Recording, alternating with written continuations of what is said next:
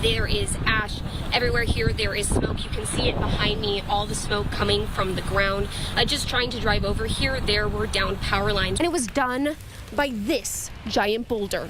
Spokane County Fire District 9 is hosting its demo day and celebrating its 75th anniversary. I mean, I feel like for your 100th, though, you gotta do it in style at that point. Oh, yeah. Up tonight at 6, I'll break down where each candidate stands on these issues and the legislation they would propose that could impact you in the future. Well, Smith appeared in court virtually today. She faces 3 charges of first-degree arson. Smith, who is homeless, previously said that she started these fires. The community of Moscow and this home on King Road are forever tied to the murders that took place inside. I mean, this area is still, there's smoke everywhere. It's definitely important to stay inside. One of the biggest things we learned is at least 185 structures have burned. A shooting overnight that claimed the life of a 15-year-old student has left the Reardon community shaken. That devastation is being felt all throughout this tight-knit town. In about a month, Central Valley students will head back to the classroom, although with about 50 less teachers than they had last year. When Bonner General announced the closing of its OB unit due to doctors leaving the state, that was just the tip of the iceberg post-ops. I've had young people that I know and care about say they're afraid to get pregnant now. They're not sure they should stay in Sandpoint or in Idaho to have a pregnancy. Cynthia Dalsing was a midwife in Sandpoint for 25 years. In all her experience, she never could have predicted that her city would lose all labor and delivery services. I was surprised that we are even talking post-obs. Is it even safe to get pregnant in Idaho and Sandpoint anymore?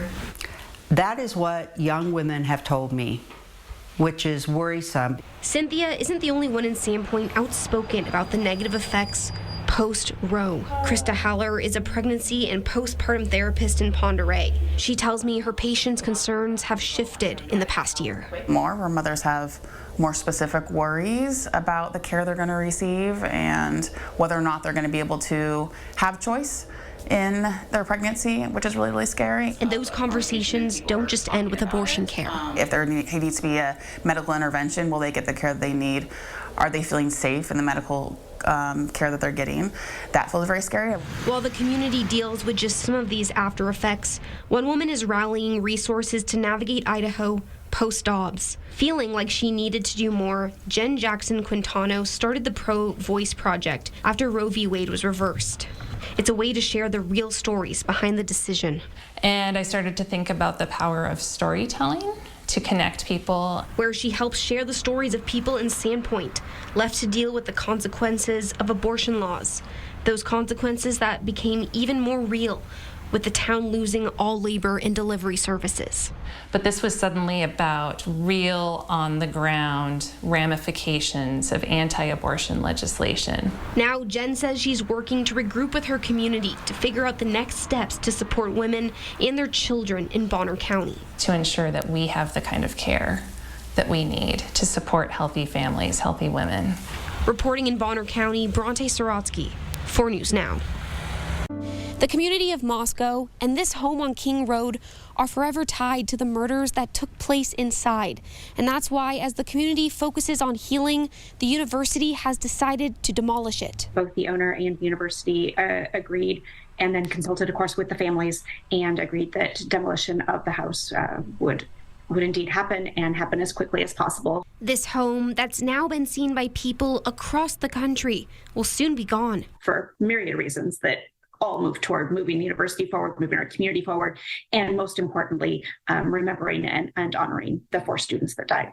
Which has been hard to do with people constantly taking photos and videos. There have been a lot of Instagrammers and other social media people hanging around the scene, and that's really not helpful for us to be able to move forward. We spoke with one student that lives next door to the home on King Road.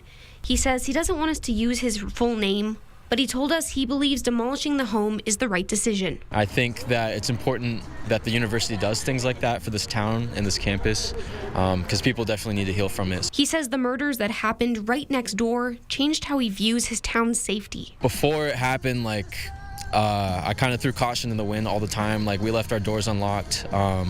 Just never really felt like I had to watch my back in Moscow, Idaho. We installed a new security system, and like, I'm taking care of that every day. The university will also be installing a healing garden and memorial for Ethan, Xana, Kaylee, and Maddie, and other vandals whose lives were cut short.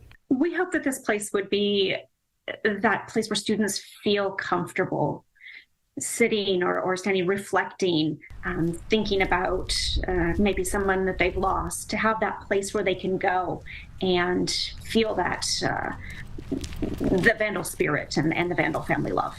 And this is all still in the early stages, but once it's complete, students will have a space on campus to heal and move forward from this tragedy.